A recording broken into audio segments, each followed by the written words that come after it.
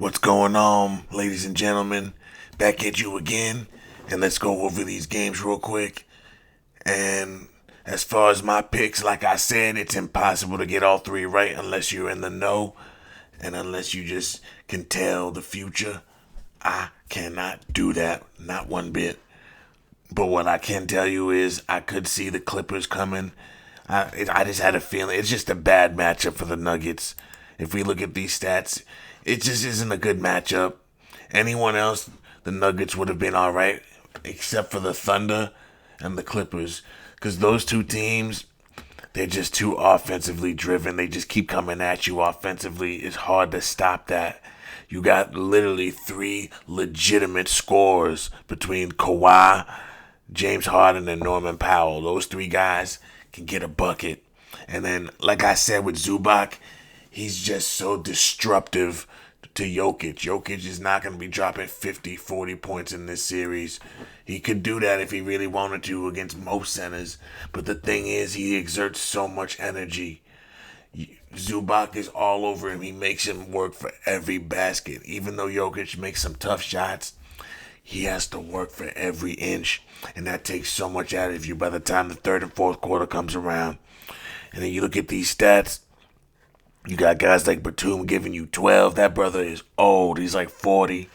You got Derrick Jones giving you another 10. No one else did anything else. You got a 3 here, 2 there, 6 here. But the thing is, your starters came out. Zubac gave you 19, and he gave you 9, almost had a double-double. It's just crazy. My man Harden almost had the double-double, almost gave you 10 assists. 9 assists is still really good with 20 points. That's how you want Harden to play. You want Harden to get 20 and 10. That's how you win. If you're the Houston, or not Houston, I was going to call him Houston. Like, if you're the Clippers, my man Harden's been on so many damn teams. If you're Kawhi, this is how you want to play. You want Harden to get his like that, and you want to get yours like this, but you'd rather see Kawhi get 30, though. I want to see Kawhi drop 30 every game.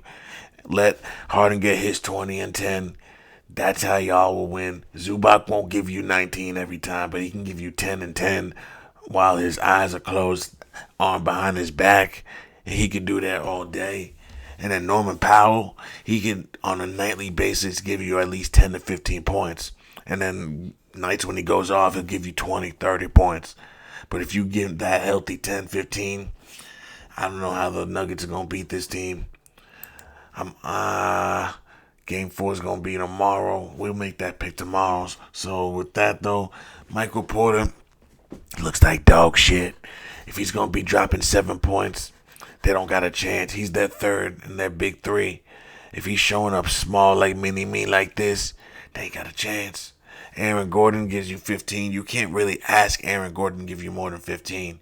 Anything more than that is just graceful. But even if Michael Porter gives you, let's say he gives you 20 more points, you still are losing by another 14 points. You know what I'm saying? They just got ramrodded. We got to see if they get ramrodded again, game 4. This is just a bad matchup. Or we're going to have to mark it up as a bad game. We'll see. If they come back, the Nuggets, and they look like themselves and they beat them handily, then I'll say this is a bad game. But if they barely beat them, or if they lose again, then it's just not their series. That's something I'll say. Jamal Murray gives you 23. Not really playmaking, though. Jokic gives you a triple-double, but you need more out of Murray. Murray and Jokic, if they going to win, they both got to give you at least 35, 40 points each. That's what they got to do. They got to at least account for 70 to 80 points of their team, and then everyone else gives you what they can. That's how the Nuggets are going to win. If they can't do it, they ain't going far, guys. They're going to be a one-and-done exit, or they'll be out by next series. Now, we'll talk about the Thunder very quickly. Finally, a closer game, but this looks like a sweep, like I was saying. Maybe it goes to 5. Maybe the Grizzlies sneak out a game next game because they at home. But I don't know. I really just can't see it. Jalen Williams gives you 26. He's been playing so well, that brother. Chet Holmgren gives you 24. Hartenstein is just a man in that middle. Shai gives you 31 and 8. You just can't beat that. Dort didn't even give you anything. He usually gives you 15. Kaysen usually gives you something. Caruso even gave you 10. Wiggins didn't even give you nothing. And Williams gave you nothing. Those two brothers usually give you something. You got nothing out of them brothers. On the Grizzlies side, Jaren played in the best way he could. Desmond Bane, I mean, you can't really ask him to do much more than that. Maybe 15, 60 points. I mean, if he gives you that, then you win the game. So I take that back. So you need more out of Bane. Like, Bane has to give you his average, which is, I know, is around 15 points, give or take. Gives you his average, makes it a closer game. But Scottie Pippen gave you 28. That ain't going to happen again. That is just an aberration. So basically, if Scottie Pippen Jr. didn't show up, they get slapped again. Scottie, I think he averages like 10 points. I think I'm being nice too. Maybe a little bit. I think he averages way less than 10 points, but I'm being nice. Take away 18 off of that, they get slapped. So my point is, this is just not a good team. This team is a very far, maybe 3 players away from even knocking on anybody's door. This team cannot win a championship where as constructed as is. Something needs to be done. Next game. The Knicks Pistons. I think I picked the Pistons to win this one. They could have won, but I guess the Knicks was able to eke out the game. Josh Hart didn't even give you 10 points, but you got your big 4 playing well. Brunson gave you 30. Bridges gives you 20. Anthony gives you 31. And then you got 22 from Honor Boy. That's beautiful. That's how you win when you're New York. Those 4 brothers just have to take turns and go at it, run your motion offense, and get efficient shots. That's how the Knicks win. Josh Hart, he's just that gritty player. He's just going to sit back. He don't mind not scoring. He'll get his assists, garbage points, rebounds, play defense, score when I need to. That's Josh Hart. Played his role so well. And then you got your role players giving you a couple points here and there on their small minutes. But this Knicks team is really a 5-man team. The bench really is just in there to give them a few minutes of breathing time, but that's about it. Next, now let's talk about who I'm going to pick. We got the Celtics, right? Come on now. All right, we got the Celtics Magic. I got the Celtics winning. Next, we got the Pacers and the Bucks.